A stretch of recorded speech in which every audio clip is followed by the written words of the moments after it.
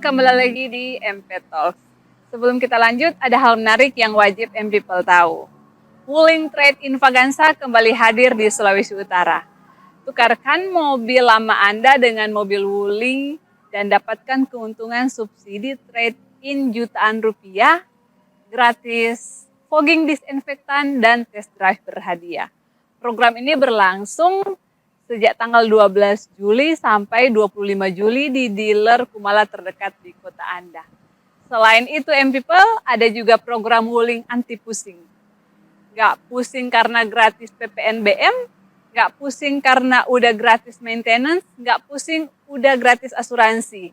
Juga dapat voucher bensin, dapat tambahan diskon 1 juta, cukup dengan memperlihatkan bukti vaksinasi Anda. Nah, MPeople, segera kunjungi dealer Wuling Kumala terdekat yang ada di Manado, Tomohon, Minahasa Utara, dan Kota Mobagu. Atau hubungi Viana melalui pesan WhatsApp di 0812 12 100 700. Sekali lagi 0812 12 100 700 untuk informasi lebih lanjut. Terima kasih, Miner. Saya sepintas merangkum beberapa yang disampaikan oleh Pak Raski, Pak Yoyo, juga Pak Alfian. Yang pertama mengenai pernyataan Pak Raski yang menyatakan ada kader yang merasa ditinggalkan. Maksudnya mereka dianggap tidak membantu memenangkan kader PG yang tidak diusung di Pilkada 2020. Kalau menurut amatan sih Pak Raski ya, amatan kami sebagai media, beberapa kader senior yang ikut dalam mereka yang Promusdalup itu adalah beberapa mereka itu masuk dalam tim pemenangan Ciap Sehan beberapa waktu pilkada lalu. Kalau nggak salah ya, pasti Pak Alfian membenarkan ini. Karena ada beberapa kader senior yang masuk dalam tim pemenangan Ciap, tapi ternyata mereka juga yang merasa ditinggalkan DPD 1. Kemudian ada yang disampaikan Pak Raski juga mengenai JAK. Mungkin itu bukan jawaban dari pengantar saya tadi, itu hanya klarifikasi saja. Tapi maksud pengantar saya tadi mengapa sampai JAK digoyang isu Musdalup, karena Golkar di bawah kepemimpinan JAK seperti yang Pak Alfian bilang tadi, terkesan melindungi kader yang sudah dinyatakan lembaga DPRD itu bersalah maksudnya, melanggar kode etik dan sumpah dan janji dewan. Kemudian Pak Yoyo dan Pak Raski sepakat untuk melakukan konsolidasi karena ketua umum karena ada pemilu 2024 maksudnya, untuk menata pemilu 2024. Kemudian mengenai pernyataan yang disampaikan oleh Pak Alfian, kekuatan-kekuatan Golkar yang secara nasional ternyata 60% kemenangan di pilkada, namun tidak terjadi di DPD 1 Partai Golkar Sulut. Mungkin itu dulu yang dijawab atau ditanggapi oleh Pak Raski dan Pak Yoyo. Atau mungkin nanti di saat Pak Raski dan Pak Yoyo menyampaikan sanggahan, lalu Pak Alfian ingin menanggapi juga, silakan. Silakan Pak, dimulai dari Pak Raski atau Pak Yoyo. Halo. Oh Pak Yoyo. Ya, silakan. Mungkin karena terima kasih ya Pak ya. Karena bidang administrasi juga. Terima kasih Pak Alfian. Yang Anda sampaikan tadi adalah sebuah catatan dari buku-buku yang ada. Fakta di lapangan adalah kami terus lakukan konsolidasi organisasi. Fakta di lapangan bahwa kita melakukan seluruh hal yang berhubungan dengan organisasi. Tidak ada satupun kegiatan ini yang kita lari dari anggaran dasar dan anggaran rumah tangga. Semuanya kita lakukan dan hal-hal yang penting kita lakukan dan selalu kita koordinasi. Dalam poin-poin yang ada saat ini, seluruh surat menyurat pun kita sampaikan ke DPP. Seluruh hasil keputusan kita sampaikan ke DPP. Tidak ada satu hal yang kita langgar, yang seakan-akan bahwa yang kita lakukan itu bertentangan dengan ADART. Soal yang Anda sampaikan bahwa ada kader yang rangkap jabatan berlebihan. Pada saat Musda yang Kota Manado pada beberapa waktu yang lalu, beliau memang diplot untuk menjadi sekretaris DPD. Tapi dalam SK DPD terbaru, hasil revitalisasi, beliau itu ditarik kembali karena kita membutuhkan orang muda untuk tetap memegang ketua AMPG di Sulawesi Utara. Jadi, saya pikir hal-hal ini adalah sebuah hal yang kita tidak bisa menyatakan bahwa ini salah atau ini hal yang keliru. Kita lakukan semuanya sesuai kaidah organisasi. Kemudian soal isu Musdalub. Isu Musdalub ini digelontorkan sejak bulan Januari. Katanya bulan Februari. Sesudah itu bulan Maret, April, Mei, Juni. Ini sudah bulan Juli. Seharusnya kalau tidak suka dengan hal-hal seperti ini, kantor DPD Partai Golkar Sulawesi Utara di bilangan PAL 2 itu dibuka 1x24 jam. Memang kantornya dari pagi jam 8 sampai jam 5 sore. Tetapi nomor telepon saya, nomor telepon Pak Sek, itu aktif 24 jam. Jika ingin kita bahas, jika ingin kita bicara, itu kantor terbuka lebar. Tidak ada satupun kita melarang orang lain untuk datang ke kantor Golkar untuk menyampaikan sebuah aspirasi demi kebesaran Partai Golkar. Tidak ada. Yang ada adalah kami sangat bersyukur bahwa mereka mau datang ke kantor Golkar dan bicara. Tapi yang ada adalah beropini di media dan lain. Apakah menyelesaikan persoalan? Tentu tidak. Tapi ketika kita datang, kita bicara, ayo kita diskusi. Itu kantor terbuka lebar. Tidak ada hal yang kita tutup-tutupi, tidak ada hal yang kita langgar, tidak ada hal yang kita melecehkan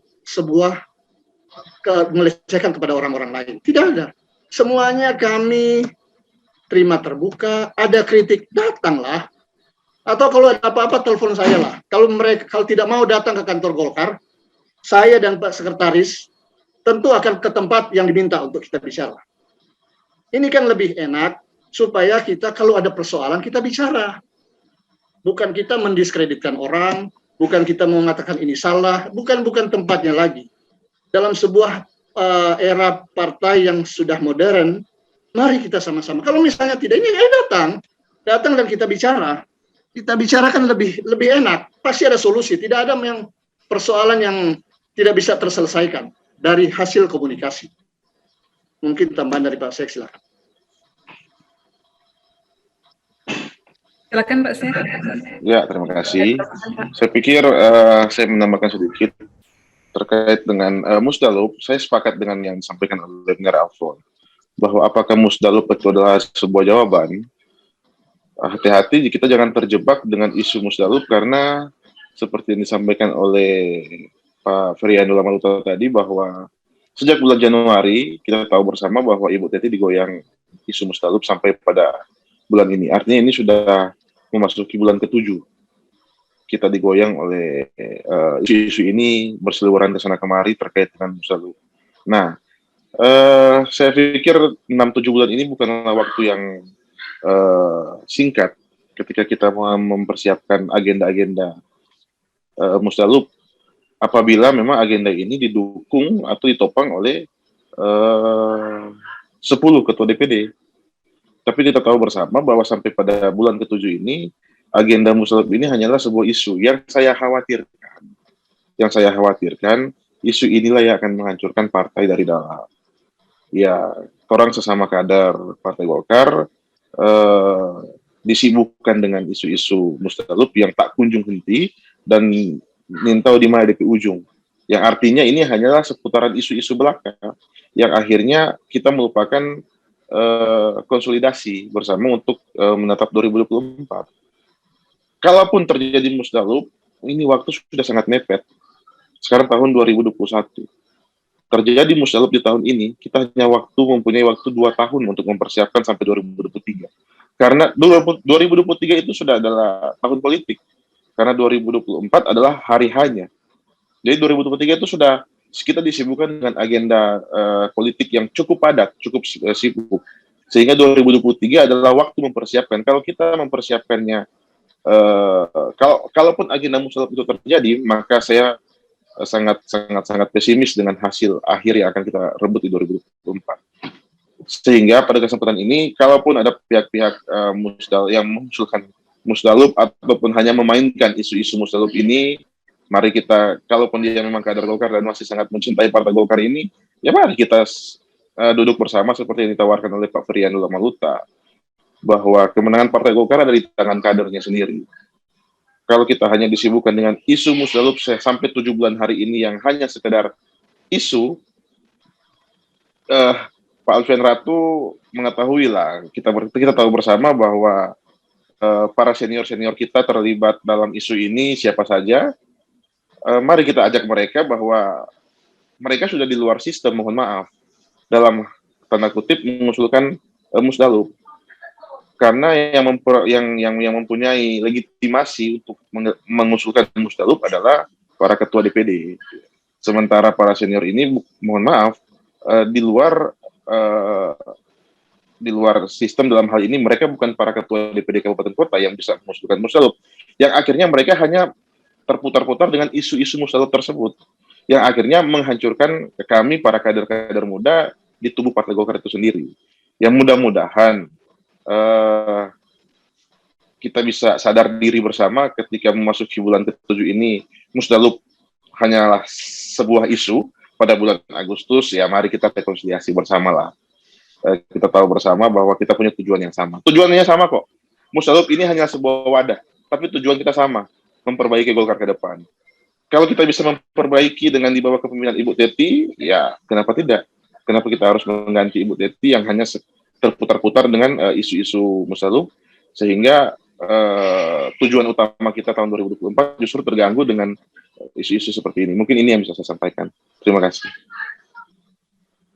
Pak Alfian, ada tambahan, mungkin tadi tantangan dari Pak Feriando dan Pak Raski untuk Pak Alfian dan kawan-kawan duduk bersama melakukan forum silaturahmi, bukan musdalup.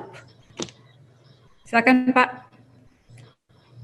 Saya rasa ini bukan soal komunikasi. Ini bukan soal komunikasi dua arah, bukan. Kali lagi saya katakan ini bukan soal prosedur. Bukan, ini soal substantif loh.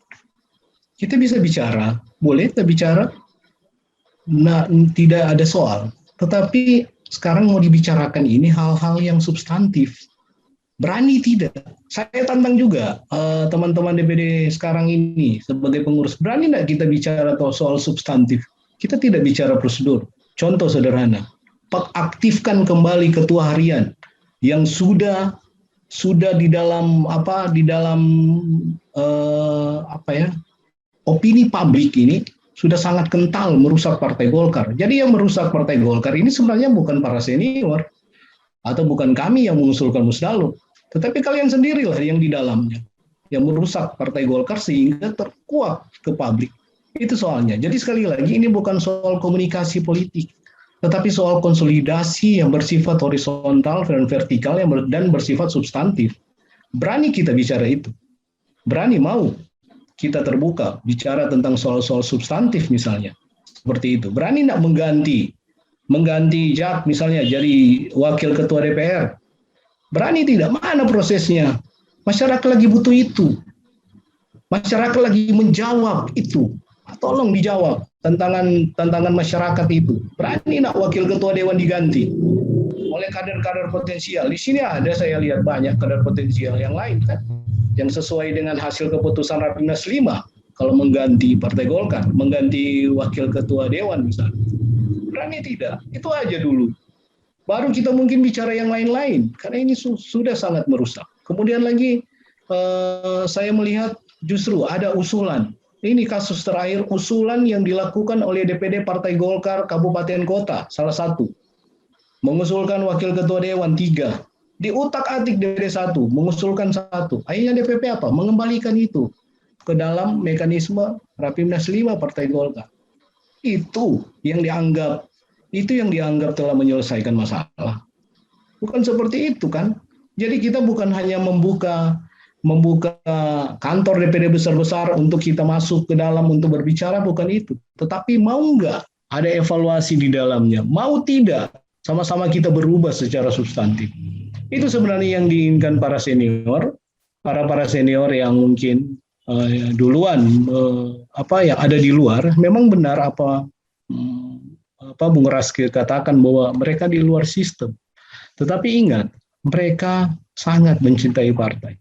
Kalaupun mekanisme Musdalub disampaikan itu dalam tatanan organisasi, mereka bukan penjahat yang menginginkan atau mengambil paksa kekuasaan. Tidak, mereka mengusulkan pakai pasal 33. Musdalub itu bukan sesuatu hal yang tabu, meskipun kata Mner Alfon bukan salah satu yang dapat menyelesaikan persoalan, ya benar. Tetapi paling tidak, kalau secara substantif, Musdalub ini bisa paling tidak merubah secara substantif ini hal-hal yang untuk kemajuan partai ke depan. Mungkin demikian saja. Ada tambahan Pak Raski dan Pak Yoyo? Pak Ya, Ferdian. mungkin sedikit saya tanggapi sedikit. Tanpa mengurangi rasa hormat saya kepada para senior, yang saya maksudkan tadi bahwa oke, kita setuju lah kalau misalkan para senior ini merasa perlu perbaikan. Kita tahu bersama bahwa tidak ada manusia yang sempurna.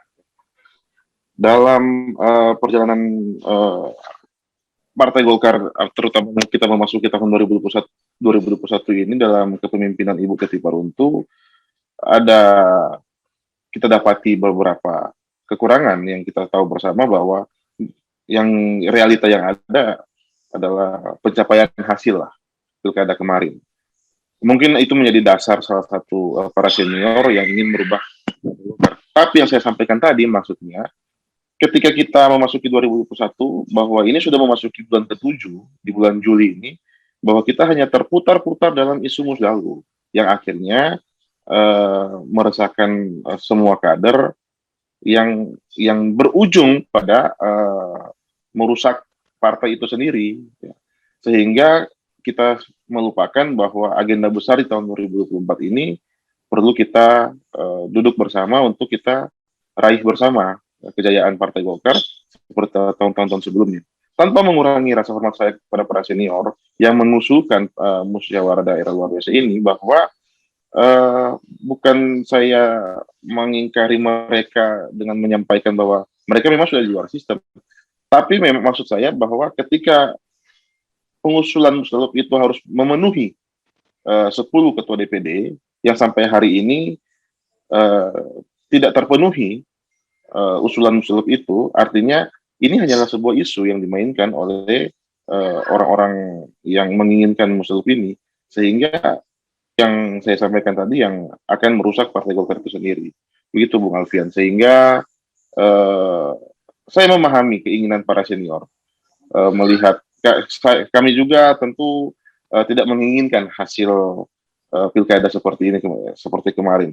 Tapi tentu perbaikan-perbaikan ke depan, ya kita tahu bersama bahwa ada juga senior-senior yang memang tidak mendukung calon kami dari Partai Golkar. Ya kita terbuka saja bahwa ada para senior itu yang hari ini justru paling depan untuk mengusulkan Musdalub. Nah, ini kan menjadi tanda tanya para kader, sehingga jangan-jangan bahwa ada dendam pribadi dan lain-lain.